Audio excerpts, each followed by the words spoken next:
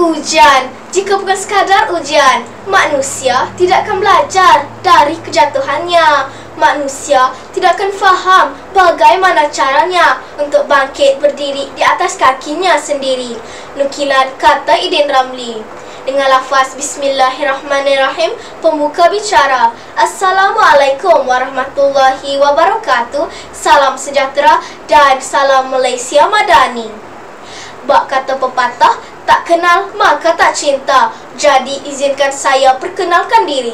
Aulia Najibah binti Muhammad Afzan Nizam, berusia 11 tahun, murid tahun 5, bersekolah di Sekolah Kebangsaan Bertam Indah, Kepala Batas Pulau Pinang. Kod sekolah saya ialah PBA 2034. Hobi saya ialah ingin membuat kraft tangan, manakala cita-cita saya ingin menjadi seorang guru. Setiap yang baik perlu dikongsi, yang buruk pula perlu dijauhi. Maka saya berasa amat teruja dan berbesar hati untuk kongsikan mengenai sebuah buku yang syarat dengan pengajaran, inspirasi dan pedoman yang berjudul Berakhirnya Mendung Kelabu. Di dalam buku ini terdapat banyak isi menarik.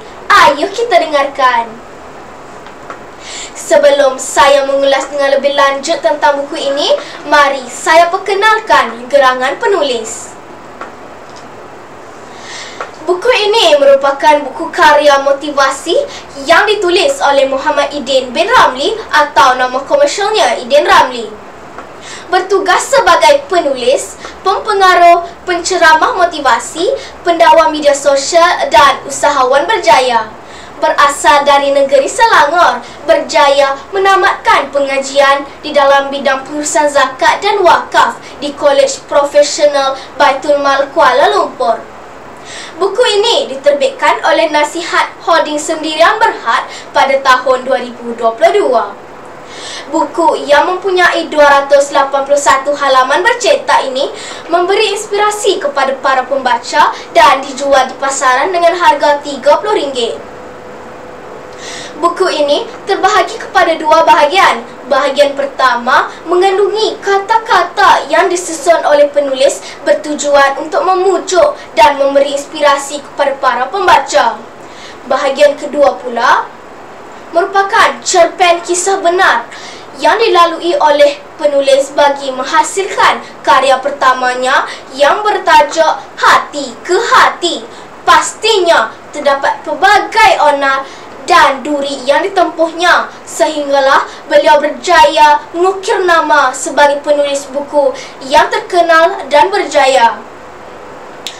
Penulis amat bijak menyusun setiap bab di dalam buku ini sehingga saya berasa teruja dan berminat untuk membacanya.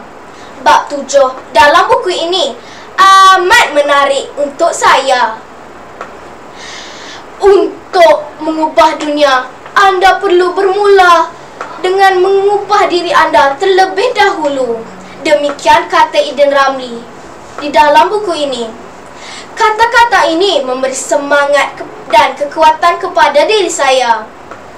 Kisah perjalanan hidup Idin Ramli sebelum beliau berjaya banyak diceritakan di dalam buku ini.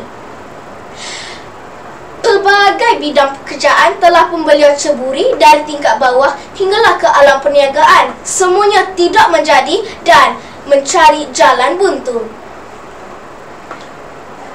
Pelbagai komen negatif masyarakat telah pun beliau terima dengan ikhlas. Malahan beliau pernah menangis mengenangkan nasibnya. Akhirnya beliau sedar beliau tidak mampu mengubah apapun yang telah beliau ditakdirkan untuknya, melainkan beliau terus berusaha dan tidak berputus asa. Beliau yakin Tuhan akan membuat yang lebih baik daripada tanpa disangka-sangka. Berakhirnya mendung kelabu, angan-angan akhirnya menjadi kenyataan. Baik-baik nasihat, teguran, pandangan yang merenangkan hati setiap pembaca yang membacanya. Saya memilih buku ini kerana teknik penceritaan yang disampaikan ialah kisah benar dan pengalaman penulis. Buku ini juga ditata rias dan ilustrasi dengan ringkas dan bersesuaian mengikut topik yang disampaikan. Akhiri kalam, hayatilah baik-baik. Ketika hujan turun selebatnya, wujud cahaya menyinar di penghujung cerita. Sekian, wabillahi taufik wal hidayah. Assalamualaikum warahmatullahi wabarakatuh.